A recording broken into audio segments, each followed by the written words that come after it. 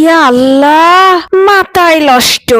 বাজারে যা দেখিতি এই শাকনার ডাটা 200 টাকা কেজি, তাও কাড়াকাড়ি বাবা, মানুষের এতই টাকা হসে। ওই তোমার ঢেঁড়স এনা করলে এগলেনে তো মানুষ খালি ভিন ভিন করি, তার অন্য সব সবজি তরকারি মাছি উড়িতে। কি করব, রোজা থেকে খাবার মন চাইতে, তাই কিনে আমিও হাফ কেজি দেখো 100 টাকা দিয়ে কিনে লিয়ে আলছি শাকনের ডাটা। একই আগে আন দিয়ে পেট ভরে আনা সেরিত ভাত খামু। এই ডাটার সাথে গুনি আলু আর লবণ ঝাল হলদি পেঁয়াজ আর অল্প এনা আদা রসুন আর জিরা বাটা দিয়ে দেখো হাত দিয়ে মাইকে মাইকে সুন্দর করে এনা চড়ায় দিবেন। হাত দিয়ে মাখলে এই রস রস করে এই তরকারিটি এতই স্বাদ হয়। এনা ঝাল ঝাল হলে বেশি ভালো হয়, তাই আমি এনা ঝাল আজকে কম দিব, আমার স্বল্প আবার খাবার পারে না। তো দেখো এনা কমে আলছে ঝোল, তার উপর মাছ বিছে এমনি করে দেওয়া লাগবে।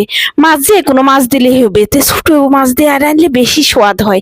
তো দেখো রাইন দেয় নামালি আনু, হাইরে সুন্দর সেন্ট লাগে। আমার এই শাকনের তরকারিটা আবার খুবই ভাল লাগে, দাম বেশি হোক আর কম হোক আমি সব সময় খাই। এই শাকনের ডাটা মেলা জনে মেলা কিছু করে খাই, ঝোল করে খায়, তোমার ডাল দিয়ে রান্দা খায়।